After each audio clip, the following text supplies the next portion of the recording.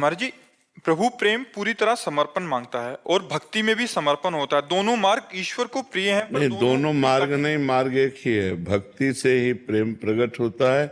पहले नवधा भक्ति होती है, फिर प्रेम लक्षणा भक्ति होती है। दो मार्ग हैं, ज्ञान और भक्ति। जो विशुद्ध ब्रह्मबोध का मार्ग है, जो वेदांत दर्शी ज्ञान है, वो एक अलग मार्ग है। और एक भगवान के समर्पण की भक्ति नवधा करके फिर प्रेम प्राप्त करना, ये अलग मार्ग है। तो भक्ति और प्रेम ये दो मार्ग नहीं है।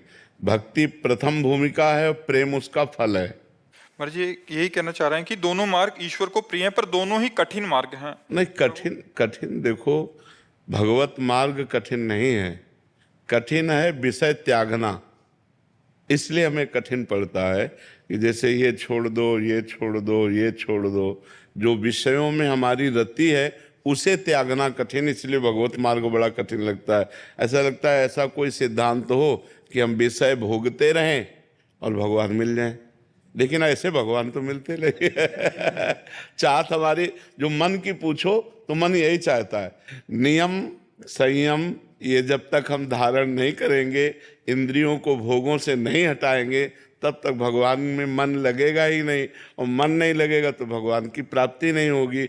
मन लगाने के लिए संयम की आवश्यकता है और संयम बड़ा कठिन है। बोले सबकी ममता ताग बटोरी, मम पद मन ही बांध भर डोरी। माता पिता भाई बंधु परिवार सबकी ममता की ताग जो है मेरे चरणों में बांध दो। भगवान कह रहे एक सिर्फ मेरे चरणों से ममता करो, और जो धर्म विरुद्ध भोग हैं उनको त्याग दो। जो धर्मयुक्त भोग हो मेरे को अर्पित करके भोगो और निरंतर नाम जप करो।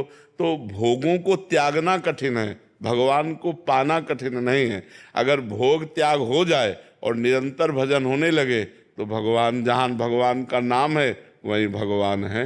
नाम बाणी जहाँ श्याम श्यामा तहाँ, नाम बाणी सुनत श्याम श्यामा सुबस, नाम बाणी निकट श्याम श्यामा प्रगट। ऐसा हमारे आचार्यों ने कहा, महापुरुषों ने कहा। तो कठिन है संसार के भोगों को त्यागना। तब लगता है यार भगवान का मिलना बड़ा कठिन है। भोगों का त्यागना कठिन। अगर भोग त्याग हो जाए तो भगवान तो सर्वत्र ही, वो हमारी आत्मा है, हमारे सुहृद है, हमारे प्रीतम है। नैना जी, राधे राधे। महाराज जी, महाराज जी कह रहे हैं कि खुद को कर्ता ना स्वीकार करने वाला भी वही, सब वही है। ये भाव अपने आप आ रहा है, ये भी वही भाव दे रहे हैं, या मतलब खुद मैं करता नहीं हूँ, ये भाव इनके अंदर आ रहा है कि जो हो रहा है वही प्रभु करा रहे हैं।